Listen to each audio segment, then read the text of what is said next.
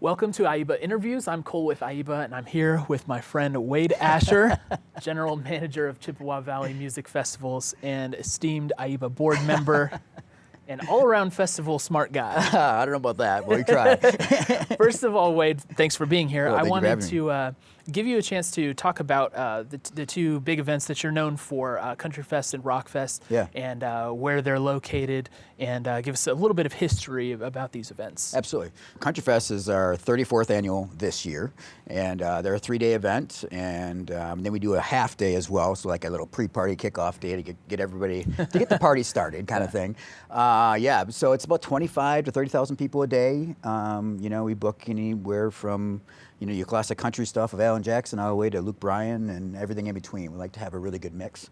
And then Rock Fest is kind of the same thing. It's a 3.5 day. It's a 27th annual event this year. And anything from Aerosmith to Slipknot to Snoop Dogg this year. So Yeah. anything and everything in between. But again, 3.5 day event and about 25 to 30,000 people a day as well. Now, tell us a little bit about the site, because Yeah. this is a camping site, which you guys own. Is that correct? Correct, yeah. Right. So how many campsites are available? What's the layout there? Yeah, they're literally in the middle of nowhere in little Cadott, Wisconsin. A lot of artists give us crap because they count as many cows on the way to get to the venue as they do the people that are there. So it's literally in the middle of nowhere. We have 7,000 campsites. So about 90% of our people camp. And it's a old farm field with a great amphitheater, and we built it into what it is today. And it's all permanent venue. It's all permanent grounds. We have 5 total stages, 4 side stages, and they're all permanent buildings. So we don't really have a lot of setup. It's all the infrastructure is already there. Yeah, and so you've got paved roads and everything around the site. 24.3 miles of paved roads. 24.3. Very precise. That's why he is who he is. Yeah. And you said about 90% camp. So Yeah. this is very, very much a part of destination. the experience. Absolutely. There. Yeah. So speaking of the experience, I mean, you're kind of known for creative experience that the fans really enjoy, and you get this. My understanding is you get the same people coming back that Absolutely. are so gung-ho about the culture that you've created there. Yeah. So can you share some of the fan experiences you've created and how you think about that in general and what it adds to your festivals? Absolutely, yeah. So, in this day and age, the lineup is more secondary compared to the festival experience, I feel. And we always try to interact with new creative ideas, whether it be just a photo op or integrations or fan activations, whatever it may be.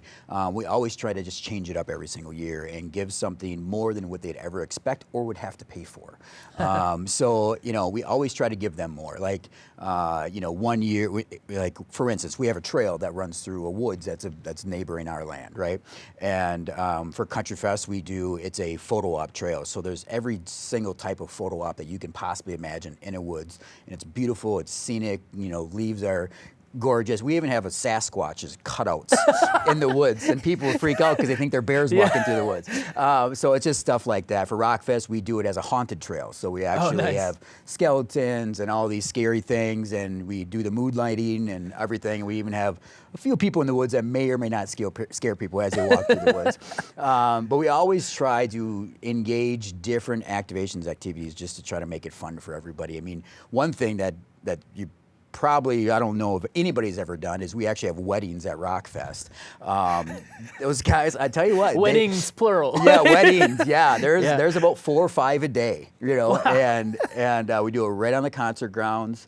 And a lot of people meet there, right? And it's part of their family, it's part of their culture, it's part of their home. They talk about it 365 days out of the year, and they want to get married. So they invite all their friends, and everybody has to buy tickets. And we have a wedding on the grounds with the main stage in the background. So your favorite act could be in the background playing while you're having a wedding, while you're getting married. And this is something you do every year? Oh yeah, we've been doing it for probably 4 or 5 years, and this year we just about didn't do it because we wanted to switch it up a little bit.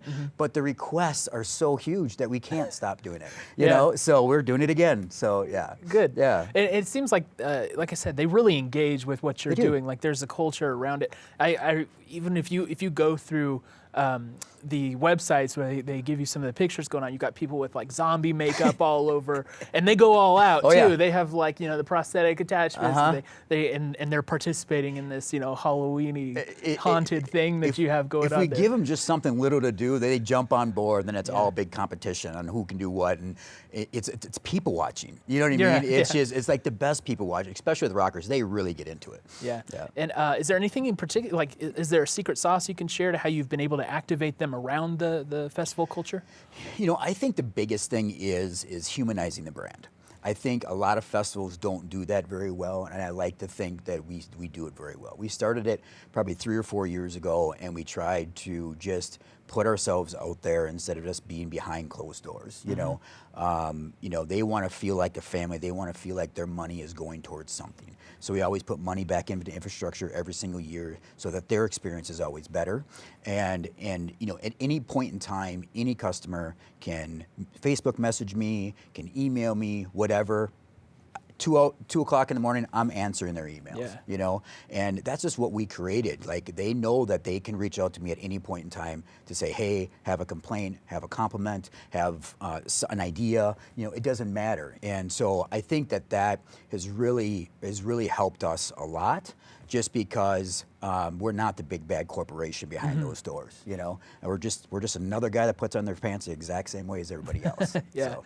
Well, and I think that it's evident from talking to you that you think about things from a branding perspective slightly differently than most festivals, who will try and book the best lineup they can and then throw a fun party. Right. And I understand part of this for you is you actually travel to non-endemic marketing conferences and kind of take notes there. Can you share some of what you've learned from that? Why you go out and do this? Well, you can't know all my secret well, sauces. Yeah, we're trying to share as much as possible for the people.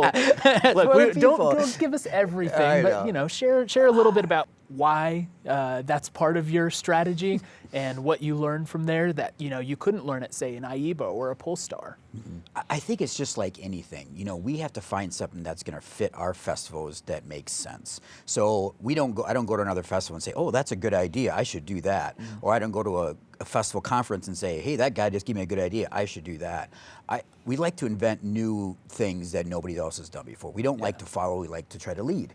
And I feel like we do that pretty well. And we go to conferences that has nothing to do with festivals, absolutely nothing to do with festivals. They might be a conference about coffee, but they're talking about marketing. You know what I mean? And so we might just go to there because you never know what little nugget you're going to pick up that nobody else is going to see. And so we try to do that. And we do it as a team. So we'll go in and we'll brainstorm and we'll watch these conferences, and then we leave and we'll brainstorm. And I saw this and I saw this, and we bring about 4 or 5 ideas together and we make something special. And just it's outside the box thinking constantly, because people get bored. And after a 34-year festival and a 27-year festival, we have to always keep it interesting. You know what I mean? We're not the new and shiny, festival that just started out year 1, year 2, and it's all exciting and so on and so forth. Right. We have to make it exciting every single year. Yeah. So, yeah. Okay. And we alluded to it earlier, but one of the things that you've done to make it exciting is the addition of Snoop Dogg to the Rock Festival lineup. Can you talk to us a bit about where that idea came from and what gave you the confidence to put it out there and what you're hoping to achieve on the lineup this that year? one was... Because it's great. I love it. Thank you. I appreciate really that. I really appreciate that. That one was, it was a risk. It was definitely a risk. I personally love Snoop Dogg, so I thought it would be amazing. Yeah. And then put them on with Limp Bizkit because they have a song or two together, and stuff, so they do some stuff together. But Plus a rap kind of vibe to the music. Yeah, absolutely. And so I thought it was always great, but I didn't know how my metal fans would take it, right? Because a lot of times they're a little bit polarizing, they can be. And so, I worked on that. I actually had an offers in last year and it didn't work out. But the year before, 3 years ago, I thought about the idea. And then I just started doing some research on it and testing the waters, talking to a lot of my rock fans that were that just are in the know and they know rock really, really well. And I just got an overwhelming response on that they would love it. And these are those who have been coming to the festival for absolutely. Years, right? Or radio hosts or whatever the case may be. Just talking to these guys in the industry to say, hey, what do you think about this? Is this too crazy? Is this too far-fetched? And I did that because we love to listen to our fans, because at the end of the day, we want to create something for them. They're buying the tickets, right? And so we started thinking about that a little bit, and it just didn't work out last year. And then this year I had the opportunity, and it worked out great. And I am amazed at the closet Snoop Dogg lovers that are out there. We announced it, and we got just as much media off announcing just that one act as we did the whole entire lineup.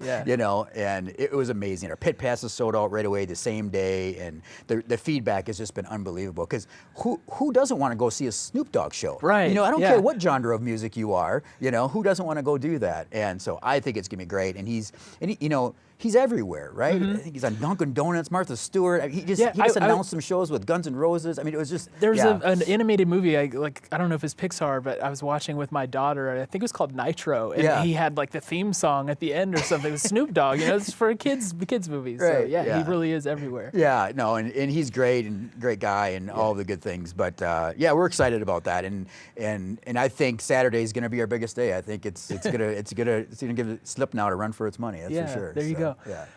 Now, speaking about the site itself, what are some of the improvements that you made over the years that have ended up being very substantial and affected the festival in the best ways? Or what are some other ideas that you have as far as site improvement? Yeah. So we're always, like I said before, we're always trying to put money back into our grounds so the fans know that they're getting more experience. Every single year that they come, they're giving us money, and we're giving them better experience every single year. And last year we have 5 stages, and our second stage, our B stage, we did a huge improvement. So we built a whole new stage, a whole new backstage area, everything, a gigantic building addition to the existing stage that was there. So now we can put about 10,000 people under a roof. Oh, wow. So that was a great addition. We also did our top tier lounge, which is it's an elevated platform, kind of executive little bungalows or suites, and you get your own private server, high-end drinks, high-end food, all the different stuff, and you're elevated above everybody else. So you get in and get access to the main stage there and stuff. So that was 2 big things that we did last year. This year we just actually are pouring footings today for a good timing. Good timing. Pouring footings today for a new event space that we're building out there. So that's going to be for our festivals. That's going to be for our corporate clients, and it's going to be really a new high-end space. It's going to have beautiful ceilings and all the things. So and then we're going to tie that with some other stuff that we're involved with corporate events and some weddings and stuff like that. But so we're constantly and I got the next 3 years planned of what we're going to do for improvements. So constantly have to keep doing that. So wonderful. Yeah. So that's said for this site that you own and you're familiar with, but you do have a new festival just launching this year at a different location. Yeah. Right? So that's Upheaval, of course. You tell us first of all the concept of Upheaval, where it's going to be. Tell us about the location there, and then what your plan is going to be for this year. Yeah. So we I have some friends that live in Michigan, and we've always been talking back and forth, and we always felt that Michigan was always really lacking a rock festival. So through the last couple of years, we've been talking about it, and we finally pulled the trigger this year. And the festival, like you said, is called Upheaval. It's in Grand Rapids, Michigan. It's at Belknap Park. It's a baseball field, basically, and with a beautiful, beautiful venue right downtown Grand Rapids. 2-day festivals. We got Stained and Disturbed headlining each day, so pretty good headlines for the first year, and stuff. And we're excited about it. The response has been amazing. It routes with my Rockfest in Cadott, so the routing works out great for the artists, so on and so forth. And we're excited about it's going to be along the same lines as Rockfest, with that culture and that feeling and that atmosphere and the communityness and the humanizing the brandness. We're going to try to create the exact same culture in Michigan, just in another state. Okay, so it'll feel like that same magic that you're creating. See if you can create it in a different location.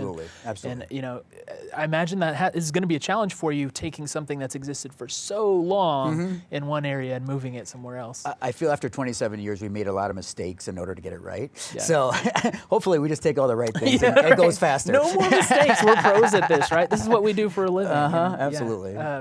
taking a look at the festival landscape as a whole in 2020, what festival trends do you see are dead or should be dead that we should move on from? Yeah. I think as a whole, like looking at a festival itself, I think the days of booking a lineup and putting it out there and hopefully it sells out and it goes like wildfire, I think those days are over. I think the days of just having a lineup are over. I think that in this day and age, if you're not creating the experience for every customer out there, that they don't want to even think about another festival, right? They're buying your tickets without even looking at the lineup. I think those days are over, and I think all the experience festivals that give something way more than anybody can ever imagine are the wave of the future. And I think a big part of that is humanizing the brand. And those three little words can mean 1,000 different things, And but yeah, I think those days are over. I think anybody can go see a concert, anybody can. Yeah. But but what sets yourself apart from any other venue? That's what people are drawn to. Yeah. So you heard it here first. The just booking lineup and putting it on sale is out. Wedding chapels are in.